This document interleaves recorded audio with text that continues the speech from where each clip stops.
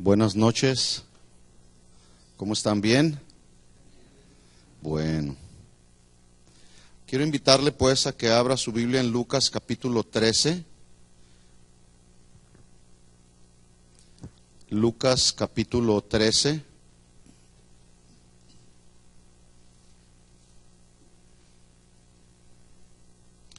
Para los que les gusta anotar ahí, el título está en la pantalla. La higuera estéril. Vamos a estar hablando de esta parábola de la higuera estéril y vamos a estar tocando algunos puntos muy importantes. Por eso pedí que los jóvenes permanecieran aquí, porque en esta parábola vamos a encontrar verdades que no solamente tienen que ver con las familias, con los adultos, sino también desde con los niños, ¿verdad? Que es básicamente una actitud que todos debemos de mantener acerca del arrepentimiento por un lado, y por otro lado la responsabilidad que tenemos como hijos de Dios de dar fruto, Así que vamos a estar estudiando esta parábola. No sé si alcancemos a terminar, pero bueno, estaremos tratando de avanzar lo más que se pueda. ¿Tienen ahí Lucas capítulo 13, versículo 6? Dice ahí la escritura: dijo también esta parábola, y empieza a hablar Jesús. Tenía un hombre una higuera plantada en su viña y vino a buscar fruto. Todos digan conmigo: a buscar fruto. Vino a buscar fruto. Vino a buscar fruto en ella y no lo halló. Versículo 7. Y dijo al viñador: he aquí, hace 3 años que vengo a buscar fruto en esta higuera y no lo halló. Córtala. ¿Para qué inutiliza también la tierra? Él entonces respondiendo le dijo: Señor, déjala todavía este año hasta que yo cabe alrededor de ella y la abone, y si diere fruto, bien, y si no, la cortarás después. Oremos. Señor, te damos gracias esta noche. Gracias por la oportunidad que nos das de poder estar reunidos en tu nombre y aprendiendo de tu palabra, Señor. Tú eres el Dios de pactos y has hecho un pacto, Señor, no solamente con la nación de Israel, tu pueblo escogido, sino que hiciste un nuevo pacto, Jesús, pacto que sellaste con tu sangre, Señor. Y hoy nosotros somos ese pueblo del nuevo pacto, Señor. Pedimos en esta noche que tú hables a nuestro corazón y que liberes cualquier verdad que nos es oculta al corazón, pero que en esta noche podamos tener luz, que venga luz, que tú nos alumbres y que podamos reconocer que tú eres Rey y eres Señor por siempre, Señor. Gracias, Señor. Te lo pedimos en el nombre de Jesús. Amén. ¿Por qué Jesús hablaría esta parábola, la parábola de la higuera estéril? Bueno, para entender la razón por la cual Jesús narra esta parábola, pues tenemos que leer un poquito el contexto, o mejor dicho, tenemos que ir al contexto que se encuentra en el versículo 1, Lucas 13:1. Dice así la escritura: en este mismo tiempo estaban allí algunos que le contaban, o sea, se reunió un grupo de personas con Jesús y le empezaron a contar algo. Le contaban acerca de los galileos cuya sangre Pilato había mezclado con los sacrificios de ellos. Respondiendo Jesús les dijo: ¿pensáis que estos galileos, porque padecieron tales cosas, eran más pecadores que todos los galileos? Os digo, no. Antes, si no os arrepentís todos, pereceréis igualmente. Si no se arrepienten todos, morirán igualmente. Versículo 4. O aquellos 18 sobre los cuales cayó la torre en Siloé y los mató, ¿pensáis que eran más culpables que todos los hombres que habitan en Jerusalén? Responde Jesús y dice ahí mismo: os digo, no. Antes, si no os arrepentís, todos perecerán igualmente. Quiero decirles que la enseñanza central y fundamental de esta parábola es precisamente acerca del arrepentimiento al que toda persona, cristianos o no cristianos, debemos de proceder ante Dios con el fin de no ser sentenciados a la condenación eterna del infierno. Por ejemplo, el pecador inconverso, aquellos que no conocen al Señor, deben arrepentirse y volver sus ojos a Dios, o de lo contrario, cuando les llegue su momento o mueran, se irán a una eternidad sin Cristo. ¿Cuántos saben que la gente que no conoce al Señor necesita reconocer que hay un Salvador, arrepentirse de sus pecados y entonces venir a formar parte del reino de Dios? Pero si alguien no se arrepiente y muere, pues su destino eterno no es el reino de los cielos. ¿Se da cuenta entonces de la necesidad que hay de las personas que no conocen del Señor del arrepentimiento? Por un lado. Por otro lado, los que somos creyentes, que ya formamos parte de la familia del Señor, también tenemos la necesidad de arrepentirnos, porque ¿habrá aquí alguien que ya no peca? Díganos cómo le hace. Entonces, también como creyentes, cada día debemos ir a la presencia del Señor, confesar, reconocer nuestros pecados. Y dice la Biblia en 1 de Juan 1:9 que Él es fiel y justo para perdonarnos de todo pecado y de toda maldad. Cuando nos arrepentimos genuinamente, pedimos perdón, dejamos a un lado de practicar esos pecados, entonces dice la Biblia que Él nos perdona y nos limpia de todo pecado. Bueno, en los tiempos de Jesús había la creencia de que la enfermedad, las aflicciones o una muerte violenta eran el resultado inequívoco del pecado. Es decir, que si alguien moría de una muerte violenta, la gente a su alrededor creía, suponía que era porque esa persona andaba en pecado. Por ejemplo, le pongo un ejemplo. En el Evangelio de Juan encontramos la narración de Jesús sanando a un ciego que era de nacimiento. Y vamos a ver cómo no siempre la aflicción causada por alguna enfermedad es el resultado del pecado. ¿O alguien está enfermo porque es un pecador? No siempre es así. Vamos ahí a Juan capítulo 9, por favor. Juan 9:1.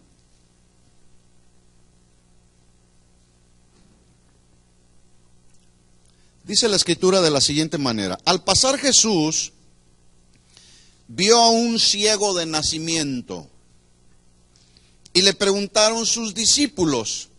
Acuérdese, en el tiempo de Jesús había la creencia de que si alguien estaba enfermo era por causa de sus pecados. Era una creencia que tenían, pero estaban equivocados. Y justamente con este ejemplo Jesús va a tratar de derribar ese argumento que tenían en aquel tiempo. Entonces dice, preguntaron sus discípulos diciendo: Rabí, ¿quién pecó, este o sus padres, para que haya nacido ciego? Respondiendo Jesús les dijo: no es que pecó este ni sus padres, sino para que las obras de Dios se manifiesten en él. Otra versión dice: no pecó este ni pecaron sus padres. Él nació así para que en su momento Dios fuera glorificado a través de un milagro. ¿Cuántos saben que Dios se glorifica cuando hay milagros? Dios es glorificado. Bueno, aquí Jesús está demostrando de manera clara que la ceguera de ese hombre no era el producto de sus pecados o el de sus padres, sino que era algo que Dios en su soberanía ya había establecido para que Él fuera glorificado a través de la sanidad de este ciego. Así que con este ejemplo podemos confirmar que no siempre la enfermedad, la aflicción o las tragedias son el resultado del pecado. ¿Estamos de acuerdo en eso? No siempre. Sin embargo, eso no anula el hecho y la realidad de que vivimos en medio de un mundo caído, un mundo que está gobernado por el pecado y en donde casi siempre la buena conducta de los buenos cristianos nunca es valorada. Pero por otro lado, la mala conducta de una persona no siempre recibe su justa retribución. En otras palabras, aún y a pesar de que hay personas que viven agradando a Dios, no siempre les va bien del todo. Yo conozco cristianos que están sufriendo. Por ejemplo, estuve hablando con los pastores de la casa de oración en Tepic. Su hijo está delicado de salud. Está en terapia intensiva. Están sufriendo. Pero vemos por otro lado también la gente mala y perversa, que luego a veces en ocasiones nosotros pensamos que les va mejor. Lo pongo así entre comillas. Lo cual pareciera ser como una contrariedad, y a veces preguntamos, ¿por qué aquellos que son pecadores, que no conocen a Dios, que no buscan vivir agradando a Dios, les va mejor? Bueno, la respuesta pudiera ser, entre muchas otras, vuelvo a repetir lo que ya mencioné, es que vivimos en un mundo caído, en un mundo imperfecto que está gobernado por el pecado. Hay mucha corrupción en el mundo, ¿verdad? Por ejemplo, la gente pudiera decir, uy, qué bien les va a los narcotraficantes, mira, tienen todo lo que quieren tener. Les va bien, desde el punto de vista meramente material. Pero ¿sabe cuál va a ser su destino eterno? ¿Cuál será? ¿El cielo? Por favor. No, directos al infierno. Ahora, ¿usted cree que si alguno de esos más tremendos narcotraficantes se arrepintiera genuinamente, reconociera a Jesús como su Señor y Salvador, usted cree que como consecuencia de ese arrepentimiento puede venir a formar parte de la familia del Señor? Sí, sí.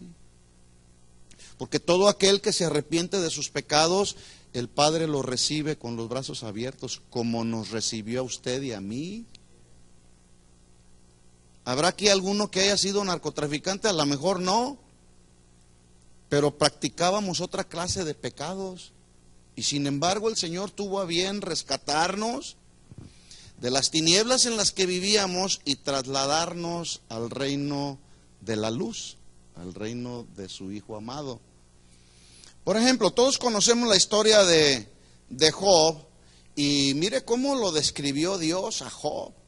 La Biblia dice que Job era un varón, un hombre perfecto, recto, temeroso de Dios y apartado del mal. Así lo describió Dios. Un hombre perfecto. Ahí la palabra perfecto se traduce moralmente puro. Es decir, su vida moral era un hombre que respetaba a Dios, era un hombre que honraba a Dios. Pero también ahí la palabra perfecto se traduce íntegro, transparente en todo lo que hacía. Por eso Dios describió estas características de su siervo Job, un hombre perfecto, y luego añade diciendo recto, que habla de una vida derecha, de una vida justa en todo su actuar. Así era Job, perfecto, recto, temeroso de Dios, en todo honraba a Dios, en todo respetaba a Dios, y cuando estaba en momentos de aflicción, él sabía que no era conveniente renegar contra Dios, sino adorar a Dios. Por eso honraba a Dios, por eso temía a Dios. Entonces, pero también dice ahí que no solamente era temeroso de Dios, sino estaba apartado de todo el mal. Pregunta, ¿sufrió Job, sí o no? Usted lee todo el capítulo 1 y termina llorando de todas las tragedias y todas las calamidades que obviamente pues le provocaron quebranto, dolor, sufrimiento, y fue un sufrimiento que a lo mejor nosotros no lo hemos experimentado. No solamente perdió las cosas materiales, eso no era lo más importante, perdió a todos sus hijos. Le vinieron una serie de calamidades que le provocaron quebranto. La pregunta es, ¿le vinieron todas esas calamidades por causa de que era un hombre pecador? No. Nos damos cuenta entonces que no siempre el sufrimiento, las aflicciones son causadas por el pecado. Porque Job cada día se ponía cuentas con Dios. Oraba, ofrecía sacrificios por sus pecados, pero también por los pecados de sus hijos. Era un hombre que amaba a Dios. Por eso Dios le estableció estas características: hombre perfecto, recto, temeroso de Dios y apartado del mal. Si Dios se refiriera acerca de nosotros, ¿cómo crees tú que pudiera Dios expresar características de nuestra vida, como las que expresó de Job? Bueno, finalmente, en los últimos versículos, después de todas las tragedias que Job experimentó, dice que se levantó, rasgó su manto, rasuró su cabeza, se postró en tierra y adoró a Dios. Versículo 21, estoy en Job 1:21, dijo: desnudo salí del vientre de mi madre, desnudo volveré allá. Jehová dio, Jehová quitó, sea el nombre de Jehová bendito. Ahí está alabanza, ahí está adoración para Dios, reconocer la soberanía de Dios. A lo mejor las tragedias que estaba experimentando no las entendía, no sabía cuál era la razón, pero él pudo entender la soberanía de Dios. Versículo 22 dice: y en todo esto, es decir, todas las calamidades, todas las tragedias que Job experimentó, dice, en todo esto que le sucedió, no pecó Job. Pudo haber tenido muchas razones Job para renegar contra Dios, para cuestionar a Dios, para reclamarle a Dios, pero no pecó contra Dios, ni le atribuyó a Dios despropósito alguno. Por el contrario: Señor, no entiendo lo que está sucediendo, pero hay un propósito. ¿Sí sabía usted que todas las cosas que suceden a nuestro alrededor tienen un propósito divino? ¿Sí lo sabían? Y si no, ya lo saben ahora. De pronto a veces no lo entendemos y preguntamos: Señor, ¿qué está pasando? Hay un propósito, ¿sí? Otro ejemplo lo encontramos en un levita, cantor de Israel, llamado Asaf, quien se turbó por la aparente prosperidad de los impíos. Porque a veces nos viene a nosotros el mismo cuestionamiento: ¿por qué aquellos que no andan caminando con el Señor les va mejor que a mí? Ya dije entre comillas, les va mejor. Vamos ahí a ver Salmo 73:1.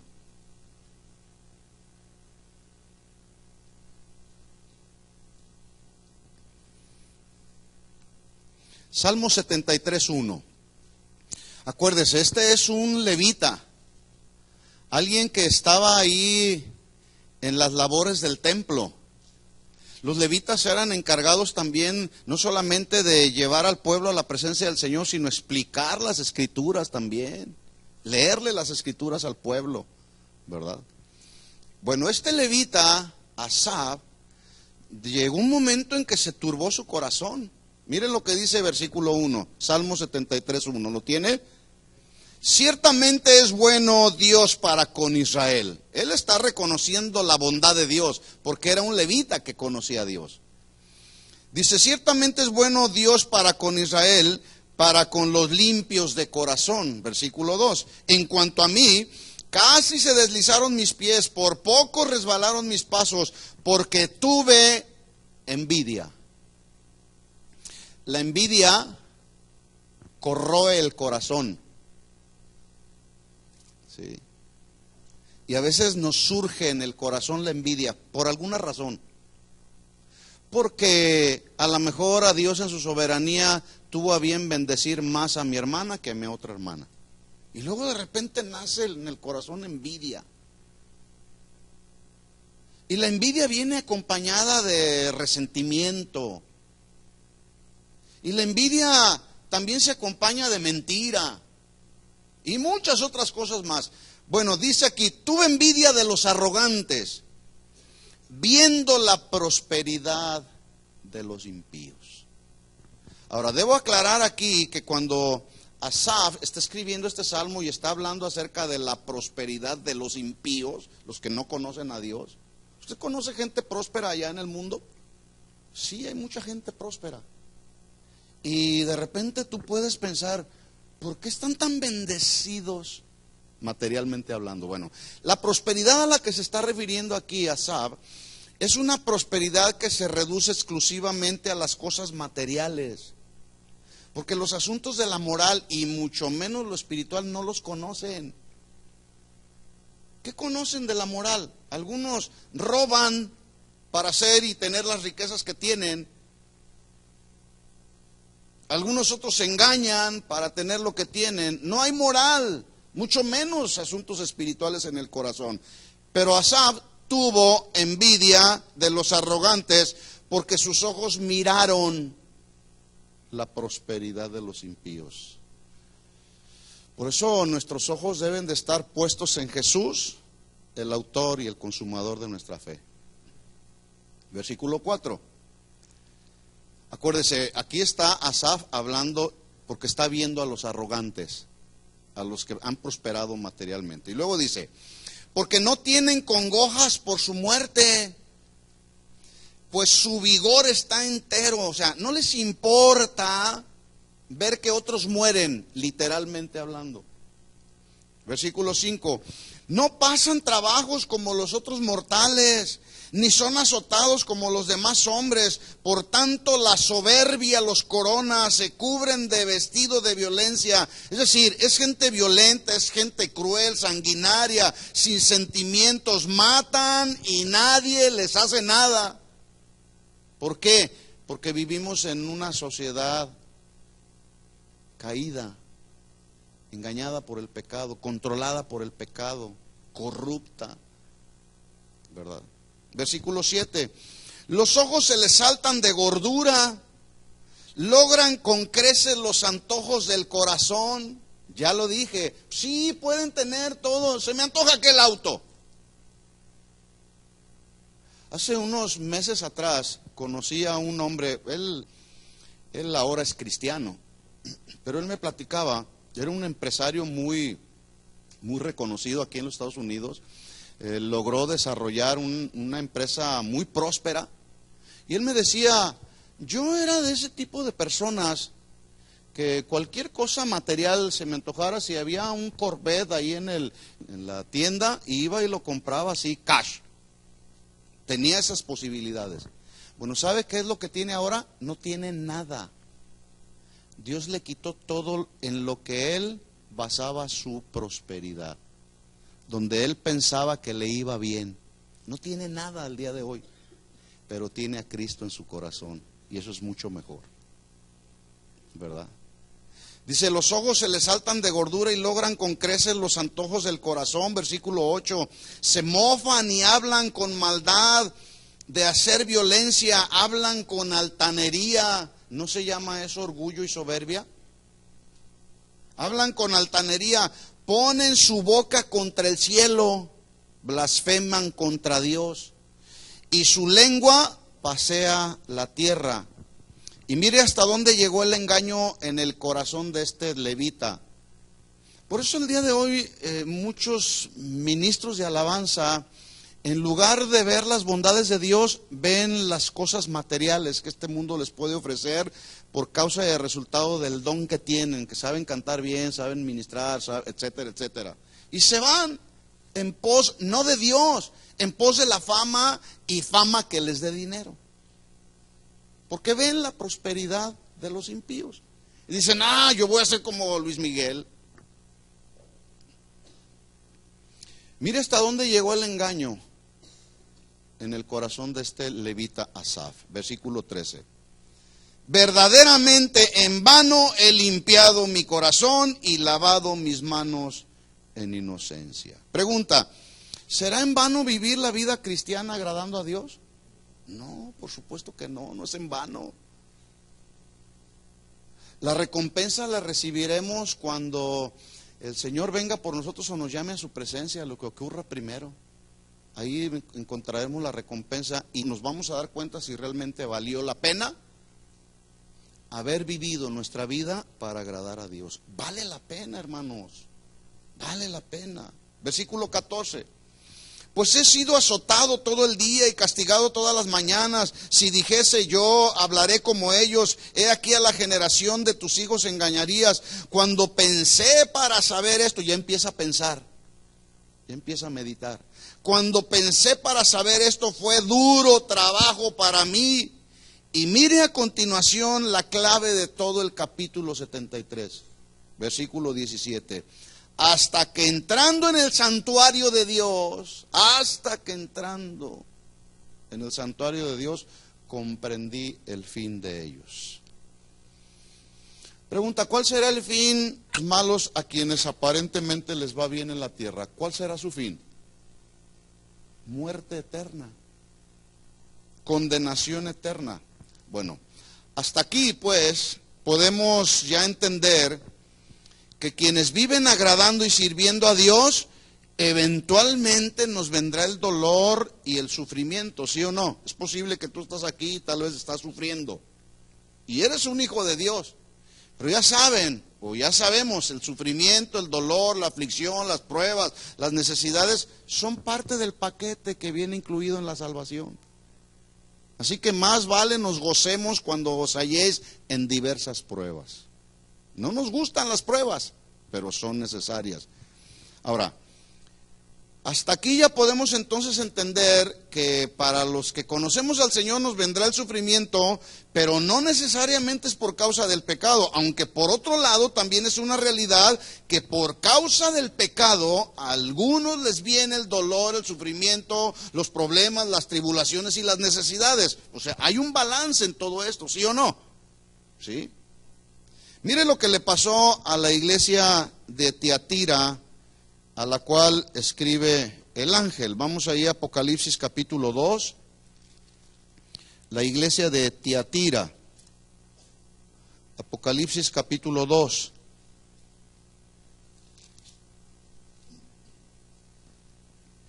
Versículo 18. Escribe al ángel de la iglesia en Tiatira: el Hijo de Dios, el que tiene ojos como llama de fuego y pies semejantes al bronce bruñido, dice esto, versículo 19. Yo conozco tus obras, y amor y fe, y servicio, y tu paciencia, y que tus obras postreras son más que las primeras. Versículo 20. Pero tengo unas pocas cosas contra ti. Es bueno que cuando vayamos a la presencia del Señor estemos listos para que si el Señor nos pregunta, tengo algunas pocas cosas contra ti. Porque ahí ante su presencia todos estamos desnudos y nada le podemos esconder al Señor. Tengo unas pocas cosas contra ti. Está bien, Señor, confróntame. Bueno, eso era lo que estaba sucediendo con esta iglesia. Que toleras que esa mujer Jezabel, que se dice profetiza, enseñe y seduzca a mis siervos a fornicar y a comer cosas sacrificadas a los ídolos. Cuidado con las profecías que están saliendo por ahí. Así dice el Señor, cuando Dios no ha dicho nada. Versículo 21. Y le he dado tiempo para que se arrepienta. Tiempo para arrepentimiento. ¿Sí? Pero no quiere arrepentirse de su fornicación. Déjeme decirle, Dios siempre nos da oportunidad de arrepentirnos. La gente luego piensa y dice, no pasa nada. He estado cometiendo y practicando este pecado una y otra vez y mira, no pasa nada. Bueno, ¿sabes por qué no pasa nada? Porque Dios nos está dando oportunidad de arrepentirnos. Como aquí dice, le he dado tiempo para que se arrepienta. Es posible que Dios hoy en esta noche a ti y a mí nos está hablando, incluso a los jóvenes también, y te está diciendo, te estoy dando tiempo todavía para que te arrepientas. ¿Qué vas a hacer? Mire lo que hizo esta iglesia, pero no quisieron arrepentirse de su fornicación, no quisieron. La gente vive en el pecado porque quiere. Porque siempre Dios nos va a dar oportunidad para arrepentirnos. Aún el más vil pecador siempre tendrá por lo menos una oportunidad o dos o tres de que se arrepiente y pueda conocer al Señor. Pero simplemente la gente no quiere. No quieren, como esta iglesia. No quiere arrepentirse de su fornicación, versículo 22. Por lo tanto, mire la sentencia. He aquí, dice el Señor, yo la arrojo en cama. Aquí la palabra cama es la palabra del griego kliné, con K de kilo, kliné, de donde viene la palabra del castellano que conocemos clínica. ¿Y sabe lo que significa la palabra clínica? Cama para enfermos. ¿Qué hay en una clínica? Bueno, hay doctores, pero también hay camas. ¿Para qué son las camas en una clínica? Para los enfermos. Entonces, toma sentido el versículo. Dice: por lo tanto, entonces, como no se quiere arrepentir de su fornicación, aunque yo le he dado tiempo de arrepentirse, lo arrojo a la cama para los enfermos, en gran tribulación. No dice solamente en tribulación, sino dice en gran, mega. Gran se traduce mega. En gran tribulación a los que con ella adulteran, si no se arrepienten de las obras de ella. Vemos pues con este ejemplo como en este caso el dolor, la tribulación, la enfermedad en la cama sí es producto del pecado. Porque la Biblia dice que Dios no dará por inocente al que es culpable. Siempre habrá una justa retribución para todos. Versículo 23, sigamos leyendo ahí. Y a sus hijos herirá de muerte. Ay, Dios. ¿Cuántos tienen hijos? ¿A quién le gustaría que por causa de nuestros pecados nuestros hijos sufran? A nadie. A nadie nos gusta. Por eso hay que arrepentirnos. Y Dios nos está dando tiempo, ¿verdad? Y a sus hijos herirá de muerte. Obviamente a nadie nos gusta que nuestros hijos sufran, que nuestros hijos lleven las consecuencias de nuestros constantes y continuos pecados. Bueno, como hijos de Dios, tampoco a Dios le gusta que nos deleitemos en el pecado. Por eso nos da la oportunidad de arrepentirnos. Él nos da la oportunidad de proceder cada día al arrepentimiento. Por eso cada día tenemos que tomar un tiempo para ir a su presencia y decirle: Señor, escudriña mi corazón y ve si hay en mí camino de iniquidad y límpiame, Señor. ¿Será necesario para los hijos de Dios que vayamos a su presencia y hagamos este tipo de oración que hizo David? Sí, es necesario. Entonces dice, versículo 23, y a sus hijos heriré de muerte y todas las iglesias lo sabrán. ¿Qué hay dentro de las iglesias? Cristianos. Entonces le está hablando a los cristianos de las iglesias, no le está hablando a los paganos. Dice, y todas las iglesias sabrán que yo soy el que escudriña la mente y el corazón y daré a cada uno según sus obras. ¿Cómo son nuestras obras? ¿O cómo han venido siendo nuestras obras hasta el día de hoy? ¿Serán obras que hablan de un verdadero hijo de Dios o serán las obras de la carne? Entonces el balance está, y que nos quede muy bien claro, mis hermanos, no todo el dolor, el sufrimiento o la enfermedad es producto del pecado, aunque en ocasiones sí lo es. Ya di algunos ejemplos. Pero para los creyentes, los verdaderos, ¿cuántos verdaderos hijos de Dios hay aquí? Bueno, la Biblia dice en Romanos 8:28, sabemos que a los que aman a Dios, todas las cosas les ayudan a bien. Esto es, a los que conforme a su propósito son llamados. Siempre habrá un propósito que Dios buscará en nuestro corazón con respecto a las pruebas, al sufrimiento o al dolor. Siempre habrá un propósito. El asunto es que encontremos y le pidamos a Dios sabiduría para que Él nos revele cuál es el propósito.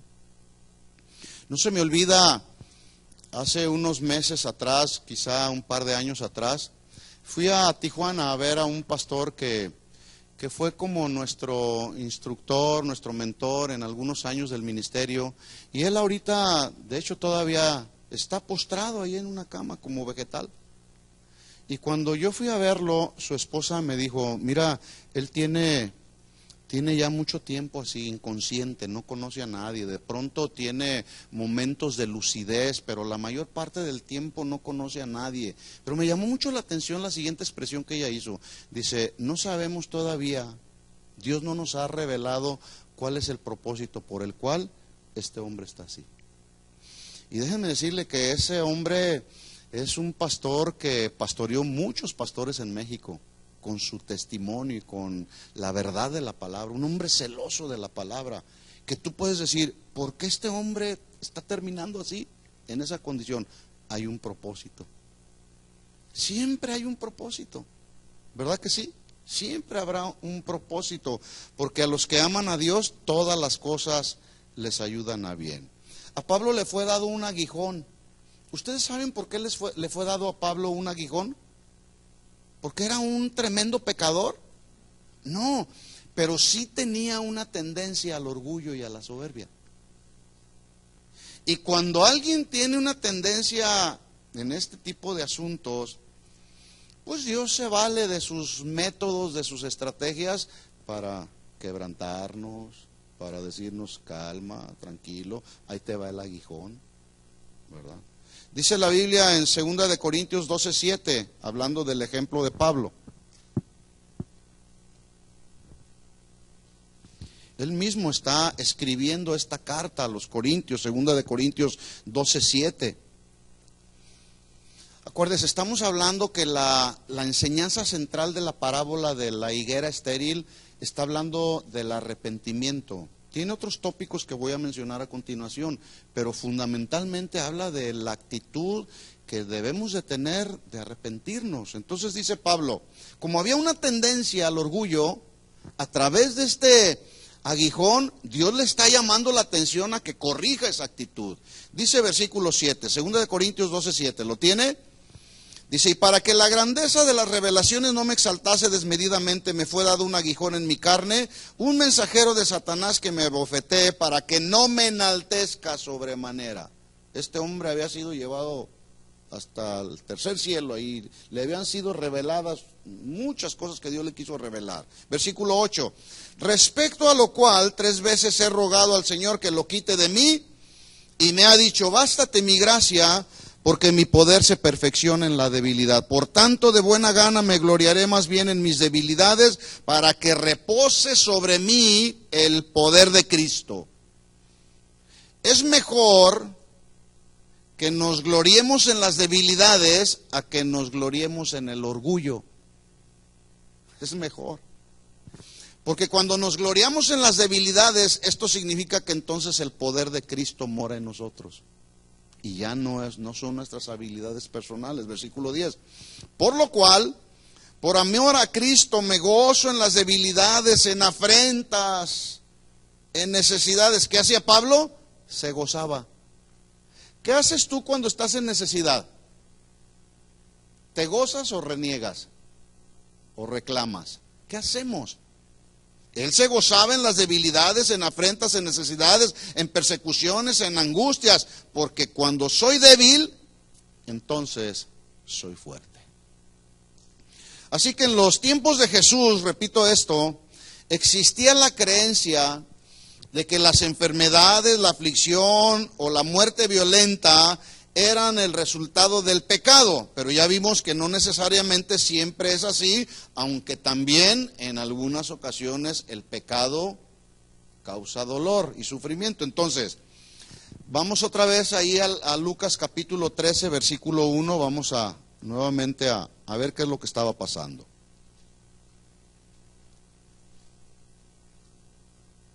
Se acercan algunos a contarle a Jesús de una tragedia. Lucas 13:1.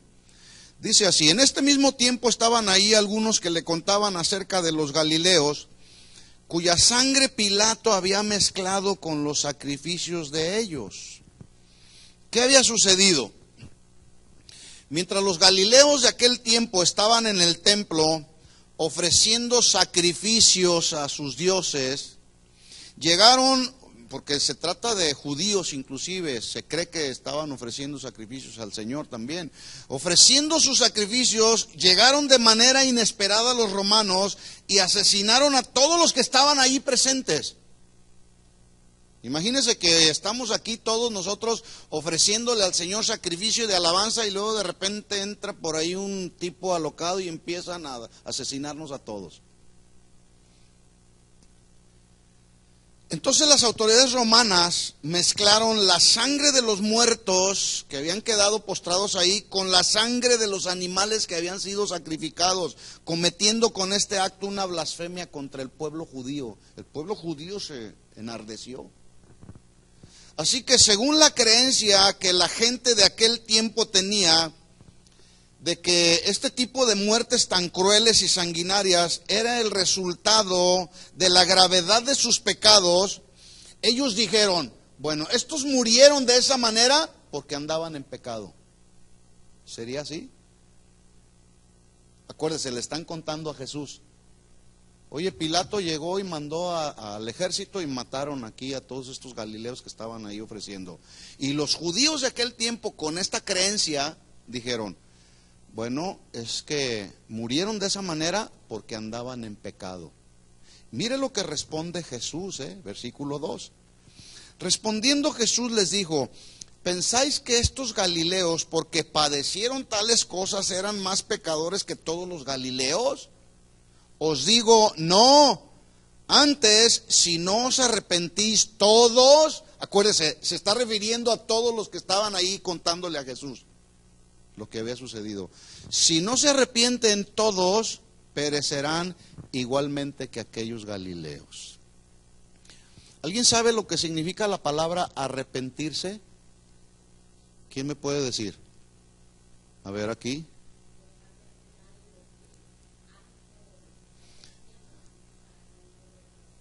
Dejar de hacer algo, de practicar algo y ya no volverlo a hacer. Muy bien. ¿Qué más? A ver aquí. Darte la vuelta, es decir, imagínense, cuando nosotros andábamos caminando ahí en el mundo, nuestra vida iba rumbo a un destino eterno sin Cristo. Pero cuando conocemos al Señor, nos damos la vuelta y el sentido de nuestra vida ahora es hacia Cristo. Cambiamos el rumbo, ¿verdad? Eso es arrepentimiento. Pero también arrepentimiento significa un cambio en la manera de pensar respecto al pecado. Eso es arrepentimiento. Entonces Jesús les dice, no, aquellos murieron, aquellos galileos murieron, ¿sí?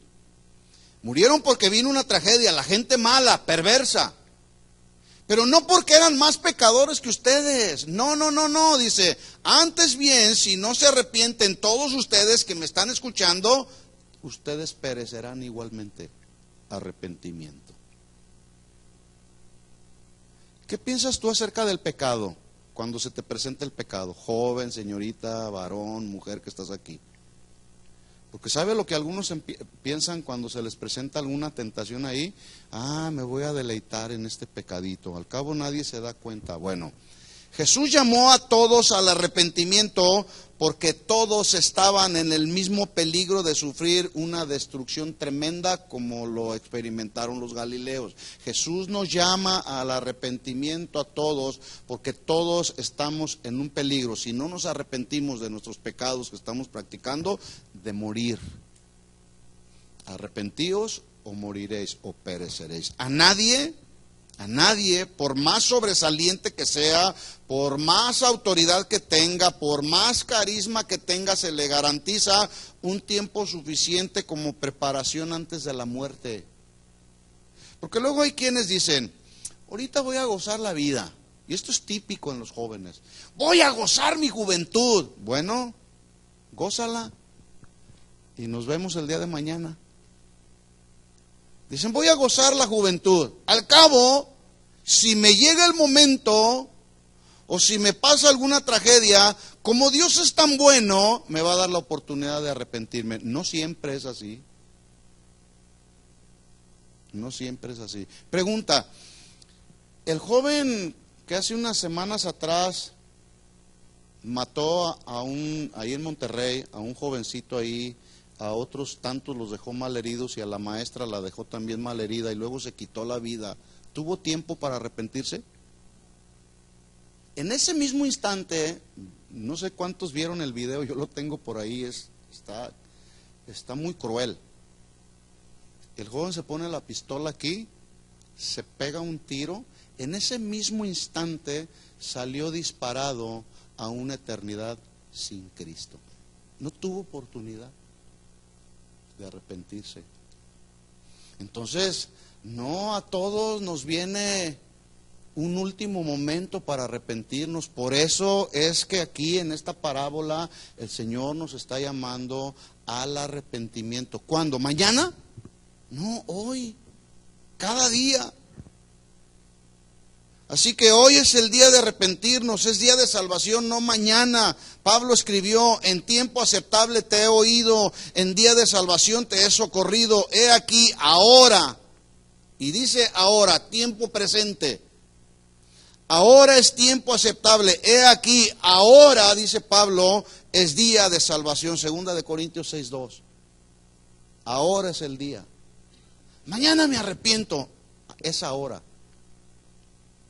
Ahora mismo es el tiempo oportuno en el que todos tenemos el beneficio dado por Dios, la oportunidad dada por Dios para arrepentirnos. Versículo 3, dijo Jesús: les digo, no, antes si no se arrepienten todos pereceréis igualmente.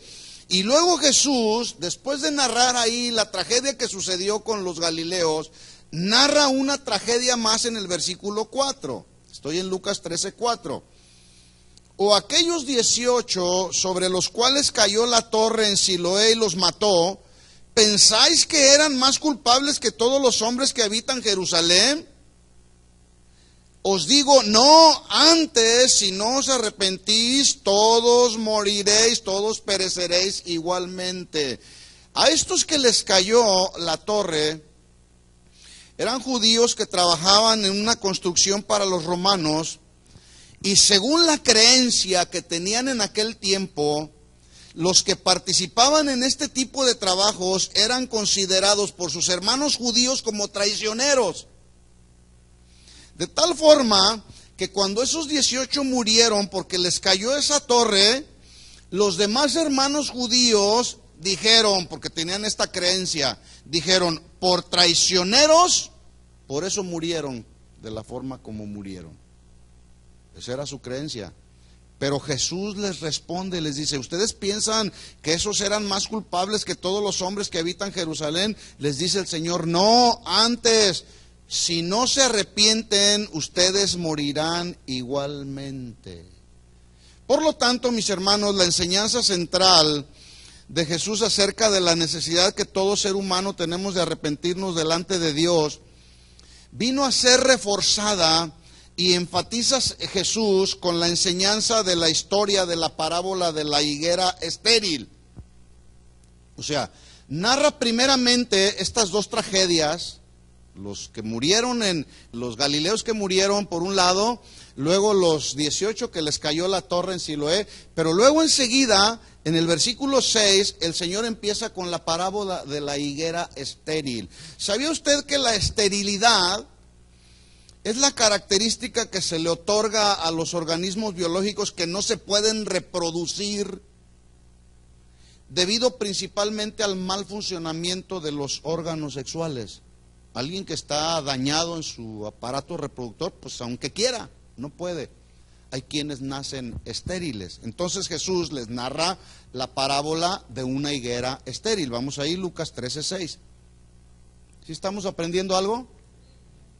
Si todo lo que estoy diciendo no se le graba nada, que se le grabe la palabra arrepiéntete. Lucas 13:6. Tenía un hombre una higuera plantada en su viña y vino a buscar fruto en ella y no lo halló.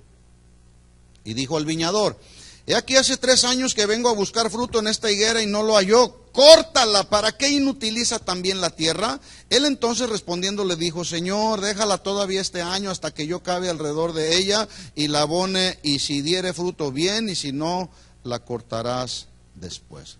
Déjeme decirle algo acerca de la higuera. En aquel tiempo, la higuera era uno de los árboles más apreciados, justamente por su fertilidad o su abundante reproducción. Cuentan los que conocen que en aquel tiempo la higuera daba fruto 3 veces al año. Por ejemplo, la primera cosecha se levantaba más o menos en el mes de abril. En el mes de junio se levantaba la segunda cosecha, que la llamaban la cosecha temprana, y la tercera se daba en el mes de agosto y era la más abundante de todas. Era la cosecha que daba los higos más grandes y más apetecibles. Todo mundo esperaba la tercera cosecha porque era la cosecha más abundante. La higuera era considerada por Israel como un símbolo de paz y prosperidad. Ya desde los tiempos del rey Salomón se veía y se experimentaba la paz y la prosperidad en Israel. Solo por mencionar un versículo que confirma esto que estoy diciendo, Primera de Reyes 4:25 dice la Biblia: y Judá e Israel vivían seguros, paz, cada uno debajo de su parra. ¿Qué dan las parras? Uvas. Y debajo de su higuera, desde Dan hasta Berseba, todos los días de Salomón, paz y prosperidad. Pero además la higuera en la Biblia, escuchen esto, está representando a la nación de Israel. Sin embargo, en este caso, la lección de la parábola acerca de dar fruto no se aplica solamente a la nación de Israel, sino se aplica también a todos aquellos que al día de hoy conocemos al Señor y somos creyentes, somos hijos de Dios. ¿Qué tenemos que hacer? No solamente arrepentirnos, sino dar frutos de arrepentimiento también. Entonces, no solamente aplicaba el arrepentimiento y la responsabilidad de dar fruto para la nación de Israel, sino para todos los cristianos el día de hoy.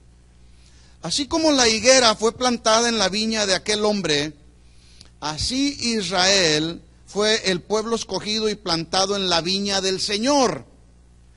La Biblia dice que Dios los libró de la esclavitud, de la servidumbre de Egipto. ¿A quién? Escogió a Israel, determinó sacarlos de la esclavitud en la que vivían, llevarlos al desierto, y ahí en su gracia, en su misericordia y en su soberanía, los lleva al desierto, y ahí mismo en el desierto Dios no los descuidó. Dios los cuidó en todo su peregrinaje alrededor del desierto, cuidó de ellos, los alimentó con maná, los guiaba de día, los guiaba de noche. A ellos les fueron reveladas las profecías acerca del Mesías venidero. ¿A quién? Al pueblo escogido de Dios. Es decir, la mano de Dios estaba con ellos. Así que Israel era una higuera muy apreciada para Dios. Recuerde, la higuera está representando a la nación de Israel. Todo esto sembró Dios en su pueblo para que su pueblo diese fruto a su tiempo. Sin embargo, la realidad que vemos cuando usted estudia la historia del pueblo de Israel, vemos que una y otra vez el pueblo de Israel se rebeló contra Dios, adorando a otros dioses, poniendo más énfasis en las ceremonias que en la adoración verdadera y real a Dios. La razón pues por la cual Jesús narra la tragedia de la matanza de los galileos, que ya leímos en el versículo 1, y los 18 que les cayó la torre de Siloé, Jesús las está usando como advertencias graves para llamar a su higuera, es decir, a su nación Israel, al arrepentimiento. Pero además usó el ejemplo de la higuera que no daba fruto, para que entonces el pueblo de Israel entendiera que no solamente tenía que arrepentirse, sino dar fruto de arrepentimiento. Entonces, cuando Jesús dice, un hombre plantó una higuera en su viña, se está refiriendo tanto a la nación de Israel como a los creyentes nacidos de nuevo que hemos sido escogidos y plantados en la viña del Señor. ¿Cuántos forman parte de la viña del Señor? Incluso en algunas ocasiones luego decimos, en la viña del Señor hay de todo, haciendo referencia a todo esto. Fuimos plantados en la viña del Señor. La pregunta es, si estamos plantados en la viña del Señor, como la higuera que somos del Señor, la pregunta es, ¿estamos dando fruto? Buena pregunta para meditar.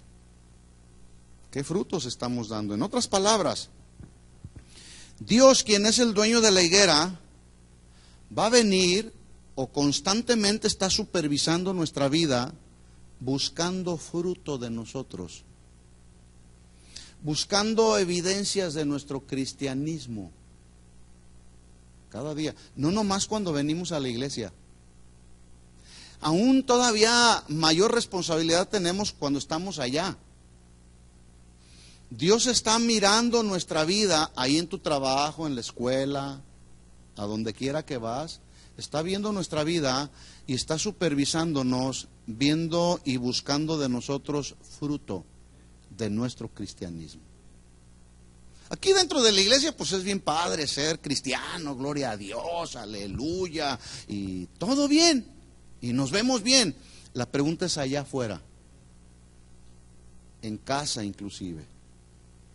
Según la parábola, Jesús muestra la esterilidad de su pueblo, es decir, la falta de reproducción de acuerdo a lo que Dios ha sembrado en nosotros.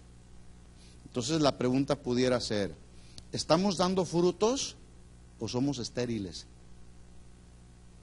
Y no nos estamos reproduciendo. ¿Dios te ha dado algo? Pregunto. Nos ha dado muchas cosas, entre otras, el beneficio de la salvación. Y ya de ahí, partiendo de ahí, tenemos la responsabilidad de reproducir de la salvación que nos dieron, que nos dio el Señor, que logró para nosotros, buscar que otros vengan a los caminos del Señor para que también sean salvos. ¿Alguna ocasión alguien se tomó el tiempo para venir y hablarme de poner mi fe en el Señor? Alguien que ya había sido salvo, se arrepintió de sus pecados, se tomó el tiempo, vino, me compartió buenas nuevas de salvación, y en ese sentido hay una reproducción. Pero ¿qué me dice de los dones? ¿Qué me dice usted de las bondades que Dios nos da? Respecto a los dones, por ejemplo, los regalos que Dios nos da. ¿Se acuerda usted de la parábola de los talentos? Aunque ahí se refiere a dinero. Pero dice que a uno le dio 5, a otro le dio 3 y a otro 1. ¿Qué hizo el que tenía 5? ¿Qué hizo? Lo multiplicó, se reprodujo. Fue un hombre que le fue dado algo y dio fruto al doble, al igual que el otro. ¿Qué hizo Dios con el que le dio un don? O mejor dicho, ¿qué hizo a quien le fue dado un solo talento? Fue y lo enterró. No se reprodujo. No dio fruto. Se quedó estéril. ¿Cuál fue la sentencia? Siervo malo y negligente. Eso suena fuerte. Entonces dice ahí el versículo 6, Lucas 13:6. Tenía un hombre una higuera plantada en su viña y vino a buscar fruto en ella y no lo halló. ¿Qué agricultor planta una semilla de cualquier especie y en su momento no espera recibir fruto? Pues voy a plantar semilla de maíz y a ver qué pasa, a ver qué sucede. No, el que planta una semilla de maíz, en su tiempo espera recibir y levantar una cosecha de maíz. Si se siembra una higuera, bueno, pues se espera que dé higos, ¿no es cierto? Escuchen esto, mis hermanos. Si Dios ha sembrado en nosotros de las cosas buenas que Dios ha sembrado en nosotros, que sean talentos, que sea de su gracia, que sea de su sabiduría, escuchen esto, Dios espera que nos reproduzcamos y demos más fruto. Dios espera de nosotros fruto. Dios siempre esperó que Israel diera fruto de aquella relación que había entre su creador y su creación. Pero ellos le dieron más importancia a las ceremonias, a los ritos religiosos. Es decir, ellos le dieron más importancia a lo externo que a lo interno. Su religiosidad los llevó al orgullo, a la soberbia, suponiendo que por ser el pueblo escogido de Dios no necesitaban humillarse ante su creador.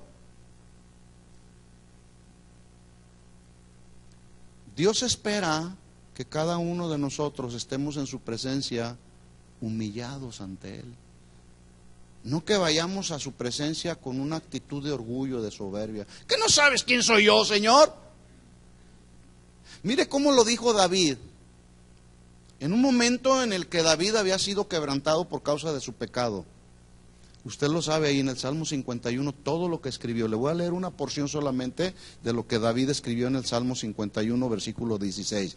Dice David, inspirado por Dios: porque yo sé, Señor, que no quieres sacrificios, que yo te lo daría. No quieres holocaustos, porque los sacrificios de Dios o para Dios son el espíritu quebrantado. Al corazón contrito y humillado no despreciarás tú, oh Dios. Ya me imagino a alguien llegando allá a la presencia del Señor y diciéndole, como aquel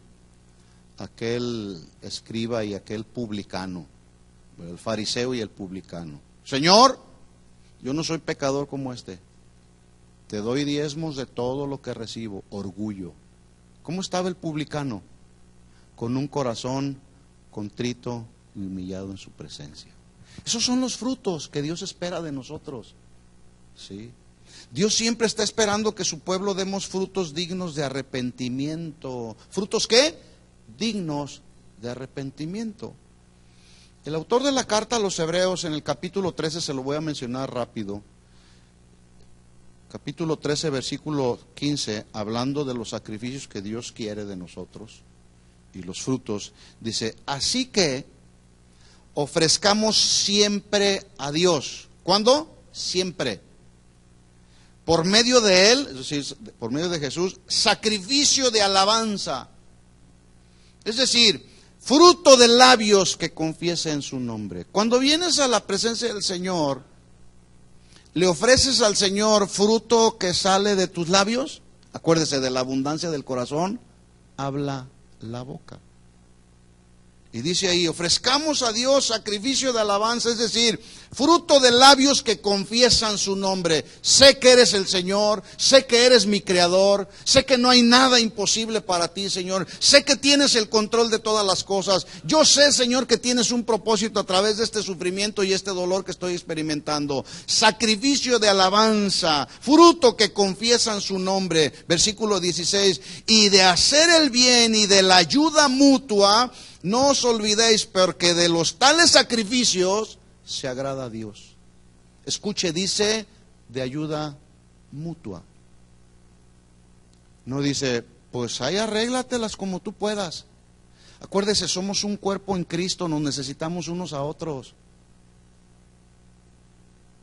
No estamos en una competencia a ver quién es mejor, quién es más mejor que el otro.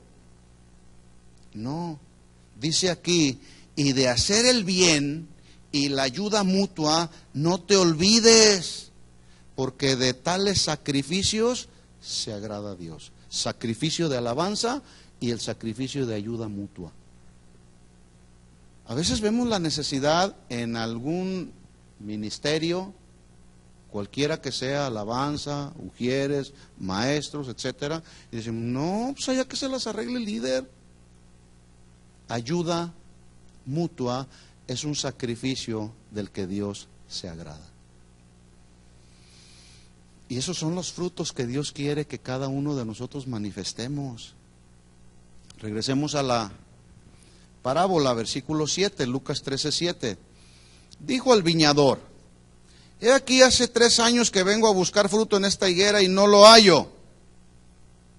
Yo quiero que a continuación ponga atención en la sentencia. Entonces, dice, 3 años, un tiempo muy razonable.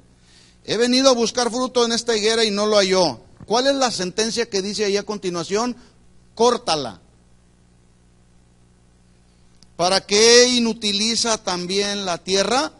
Ahora, los 3 años representan un largo tiempo en el que el Señor espera pacientemente a que nosotros, como sus higueras, demos fruto de nuestra relación con Dios. Cuando alguien está en la presencia del Señor, ¿cómo sale de la presencia del Señor? ¿O cómo debiera salir? Transformado, reflejando justamente la presencia del Señor. Pero algunos dicen, yo oro 3, 4, 5 horas. Sí, ¿cómo sales de la presencia del Señor? ¿Cómo salimos de la presencia del Señor? ¿Se acuerda de Moisés en el monte Sinaí? 40 días, 40 noches, dice la Biblia, descendió Moisés del monte del Sinaí con 2 tablas del testimonio en su mano. Al descender del monte, no sabía Moisés que su piel, su rostro resplandecía después que había hablado con el Señor, tanto que Aarón y todos los hijos de Israel lo vieron a Moisés y vieron que su piel y su rostro era tan resplandeciente que tuvieron miedo de acercarse a él. Él venía reflejando la gloria de Dios como consecuencia y resultado de haber estado en la presencia del Señor. Así debemos de salir de la presencia del Señor, reflejando la gloria de Dios. De tal forma que la gente que nos vea pueda decir, este ha estado en la presencia del Señor. Esos son los frutos que tenemos que dar, mis hermanos. De eso trata la parábola. Dijo al viñador, he aquí hace 3 años que vengo a buscar fruto en esta higuera y no lo halló. ¿Cuál fue el mandato del Señor al viñador? Córtala, ¿para qué inutiliza también la tierra? Escuchen esto, mis hermanos. Esta expresión o esta instrucción estaba profetizando la destrucción total de Jerusalén, que como la nación de Israel sufriría, y sucedió en el año 70 después de Cristo como un juicio de Dios para la nación de Israel. ¿Sabe por qué? Por no arrepentirse y dar frutos de arrepentimiento. Él entonces respondiendo, versículo 8, le dijo, Señor, déjala todavía este año hasta que cabe alrededor de ella y la abone. Cuando Jesús está narrando esta parábola, dicen los que conocen, los estudiosos, los historiadores, que todavía faltaban como 30 y tantos años para que llegara el año 70, donde vendría el cumplimiento de la profecía de la destrucción de Jerusalén. Cuando Jesús habla eso, todavía faltaba un tiempo, lo cual representa por un lado la intercesión de Cristo por la nación rebelde de Israel, que no daban fruto, pero también por otro lado está representando la paciencia, la gracia y la misericordia del Padre que tiene para con su pueblo. Está esperando antes de que venga la destrucción repentina. ¿Sabe que la nación de la ciudad de Jerusalén fue borrada del mapa? Se cumplió lo que el Señor dijo. Versículo 9, y si diere fruto bien, y si no la cortarás. Desgraciadamente Israel no corrigió el camino, no se arrepintió y finalmente fue cortada como la higuera del Señor. Tal vez alguien dirá, bueno, eso le pasó a Israel. Pero escuche, también hay una enseñanza para nosotros. Hay una enseñanza del Señor para nosotros. Básicamente son 3 lecciones básicas, esencialmente 3, que habla en esta parábola. 1, arrepentimiento. Ya lo he venido diciendo. ¿Sí? Arrepentimiento. Es decir, el pecador inconverso debe arrepentirse, volver sus ojos a Dios, de lo contrario morirá y será una eternidad sin Cristo. Los creyentes cada día debemos ir a su presencia, reconocer nuestros pecados, sabiendo que Él es fiel y justo para perdonarnos de todo pecado. Pero la segunda enseñanza que viene ahí también en la parábola es la esterilidad. Esterilidad en la que viven muchos que se dicen cristianos hoy, que no están dando nada de fruto. La esterilidad no le permite a un árbol crecer adecuadamente, dar fruto. ¿Qué le pasa a ese árbol? Se vuelve inútil, no sirve para nada, debe de ser cortado. Un árbol, lo que era lo que estaba sucediendo con esta higuera. Mire lo que dijo Jesús en Mateo 21:43. ¿Me regala unos minutos más? Sí, bueno. Se lo leo así rápido. Mateo 21:43. Por tanto os digo, dice Jesús, el reino de Dios será quitado de vosotros y será dado a gente que produzca frutos de él. En otras palabras, mis hermanos, los hijos de Dios debemos estar atentos y estar listos a estar produciendo frutos que son los frutos de él. Si alguien dice, yo soy hijo de Dios, pero no está dando fruto en su casa, en el trabajo, en la iglesia, estará en tela de duda su cristianismo. ¿Estamos de acuerdo? Si alguien no manifiesta los frutos del reino de Dios, le serán quitados y le serán dados, dice aquí Jesús, a gente que produzca frutos de él. Versículo 44, estoy en Mateo 21, 44. Y el que cayere sobre esta piedra, Cristo es la roca, dice, el que cayere sobre esta piedra será quebrantado. Es decir, si alguien está parado en la roca que es Cristo, experimentará, te guste o no te guste, el quebrantamiento. Y ese quebrantamiento vendrá como consecuencia de que Jesús nos está redarguyendo de nuestros pecados para que procedamos al arrepentimiento. Es decir, cuando yo estoy parado en la roca que es Cristo, Él siempre va a estar redarguyendo mi corazón por su Espíritu Santo acerca de las cosas o los pecados que estoy cometiendo, para pedirle perdón y proceder al arrepentimiento y corregir mi vida, si estoy parado en la roca. Pero mire la otra parte. Y sobre quien ella cayere, esa roca, lo desmenuzará. ¿Quién es la roca? Cristo. Pregunta, ¿qué prefieres? ¿Estar parado sobre la roca o que la roca caiga sobre ti? Por eso es que hay que arrepentirnos día con día y dar frutos que le den gloria y le den honra a Él. Bueno, la triste realidad es que la esterilidad está representando la vida de muchas personas que hoy están dentro de muchas congregaciones que no están dando nada de fruto. Son inútiles, no sirven para nada. Esa es la realidad en muchas congregaciones el día de hoy. Las congregaciones están llenas de miles, y incluso hay quienes dicen, mira nomás qué tremendo éxito tiene el pastor de la congregación, tiene 50,000 personas. ¿Eso es símbolo de fruto? Realmente toda esa gente que está llenando los auditorios el día de hoy en esas congregaciones, verdaderamente son personas arrepentidas que están dando frutos de arrepentimiento, o son simpatizantes del evangelio. ¿De qué sirve un árbol estéril? Yo creo que hasta este momento ya entendemos la enseñanza fundamental de la parábola de la higuera estéril. ¿Cuál es nuestra responsabilidad, pues, como hijos de Dios, como lo fue para la nación de Israel? Reproducirnos. Porque es bien fácil señalar. No me gusta lo que estás haciendo. No me gusta cómo llevas la congregación. No estoy de acuerdo en esto, ni estoy de acuerdo en aquello. Bueno, si no estás de acuerdo, tienes dos opciones. Una, si en esta congregación tus necesidades espirituales no están siendo suplidas, estás en toda la libertad de buscar dónde tus necesidades espirituales sean suplidas. O la otra, pon tu iglesia y pastoréala tú y la llevas como tú quieres. ¿Cuál de las dos prefieres? Pero si el Señor te ha plantado en una congregación, cualquiera que sea, estoy hablando así en términos generales, si Dios te ha plantado en una congregación, ahí hay que dar fruto. ¿Estamos de acuerdo? Porque estérilmente no servimos para nada, hay que reproducirnos, ¿sí?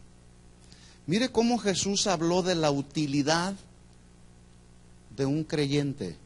Y Jesús hizo una analogía entre la sal y la luz. En el muy conocido de todos Sermón del Monte, se lo leo así rápido, Jesús habla en este Sermón del Monte y le dice a toda esa gente que lo seguía, ustedes son la sal de la tierra. Pero si la sal se desvanece, si se vuelve insípida, ¿con qué será salada la tierra? ¿Se ha comido usted un plato de frijoles sin sal? No sabe muy rico, ¿verdad que no? No sirve más para nada sino para ser echada afuera y hollada por los hombres. Somos la sal de la tierra. ¿Qué tenemos que hacer como la sal de la tierra? Tenemos que ser útiles en el reino de Dios, dándole sabor a este mundo. Versículo 14. Luego hace otra analogía el Señor y dice, ustedes son la luz del mundo. Una ciudad asentada sobre un monte no se puede esconder, ni se enciende una luz y se pone debajo de un almud o debajo de un cajón. Imagínense la luz de este auditorio ahí, abajo de esa plataforma. Quedamos todos en tinieblas, no sirve de nada. La luz se pone arriba para que alumbre a todos. Dice, si nos pone sobre un candelero y alumbra a todos los que están en casa, así alumbre vuestra luz delante de los hombres para que vean vuestras buenas obras.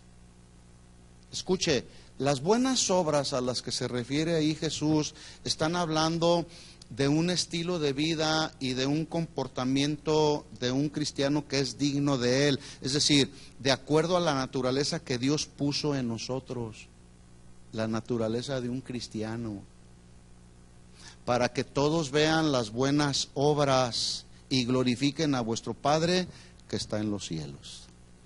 Entonces, llevamos dos enseñanzas esenciales en esta parábola. Arrepentimiento. Dios aborrece la esterilidad, Él desea que nos reproduzcamos. Y en tercer lugar, habla de la paciencia, la gracia y la misericordia de Dios que tiene para con su pueblo. Ya pasaron más de 2000 años que Jesús vino y prometió volver, pero escuche esto, si no ha venido Jesús por segunda vez, es porque nos está esperando o está esperando que mucha gente proceda al arrepentimiento. El apóstol Pedro lo dijo así, de esta manera, segunda de Pedro 3:9, el Señor no retarda su promesa, según algunos la tienen por tardanza, sino que es paciente para con nosotros, no queriendo que ninguno perezca, sino que todos procedan al arrepentimiento. Esa es la paciencia de Dios. ¿Cuáles son los frutos que Dios demanda de su pueblo, de sus hijos? ¿Echar fuera demonios? ¿Hacer milagros? ¿Profetizar? Es que algunos piensan, oh, está dando frutos, mira cuánta gente ha sido liberada, mira cuánta gente le profetiza, mira a cuánta gente echa fuera demonios, cuánta gente está recibiendo milagros. ¿Esos son los frutos que el Señor espera de su pueblo? Bueno, algunos piensan así, pero la Biblia dice también ahí en el Sermón del Monte, Jesús dijo, muchos me dirán en aquel día, Señor, Señor, no profetizamos en tu nombre echamos fuera demonios, en tu nombre hicimos muchos milagros, y entonces les declararé, nunca les conocí, apártense de mí, hacedores de maldad. ¿Cuáles son los frutos que Dios demanda de su pueblo? ¿Cuáles serán? La próxima semana lo vamos a ver. Por lo pronto nos quedamos con estas tres enseñanzas esenciales: arrepentimiento, no esterilidad, y reconocer la gracia y la misericordia que Dios todavía tiene con nosotros para arrepentirnos de nuestros pecados y dar frutos, frutos dignos de Él. ¿De acuerdo? ¿Aprendió algo esta noche? Vamos a orar y vamos a decirle al Señor, gracias Señor. Le invito a que se ponga de pie.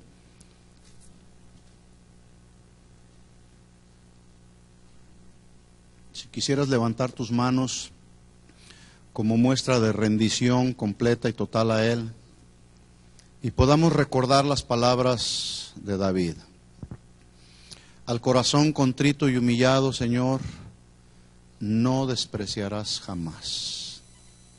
Nos acercamos, Señor, a tu presencia a esta hora y te reconocemos a ti como nuestro Creador. Te reconocemos a ti como el único Dios verdadero. Tú nos creaste para la alabanza y la gloria de tu nombre. Nos rescataste de las tinieblas en las que vivíamos y nos trasladaste al reino de la luz. Y queremos, Señor, estando en el reino de la luz, producir frutos, Señor. Frutos que te den honra y te den gloria, Señor. No queremos pensar, Señor, que porque ya estamos en tu reino no hay necesidad de arrepentirnos. Todos los días pecamos con nuestra mente, con nuestra mirada, en nuestro corazón, con algunas acciones. Por eso nuestra vida está hoy aquí frente a ti, Señor, y delante de ti estamos completamente desnudos. Perdónanos si hemos pecado, Señor. Crea en nosotros un corazón recto, Señor. Limpia nuestra vida, purifícanos de todo pecado y de toda maldad, Señor. Escudriña mi corazón y ve si hay en mí camino de iniquidad y límpiame, Señor. Que podamos estar en tu presencia cada día, Señor, y al salir de tu presencia reflejemos de tu gloria, Señor. Y que quienes nos rodean puedan decir, verdaderamente este hombre, esta mujer, este joven, esta señorita han estado en la presencia del Señor. Es ahí donde queremos estar cada día, Señor. Gracias por darnos la oportunidad una vez más este día de arrepentirnos de nuestros pecados, Señor. Perdónanos, Señor. Queremos que nuestra vida te dé honra y que nuestra vida te dé gloria. No queremos ser cortados, Señor.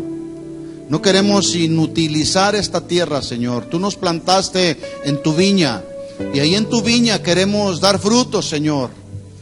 Pero ese fruto vendrá como consecuencia del arrepentimiento constante y continuo de nuestros pecados, Señor.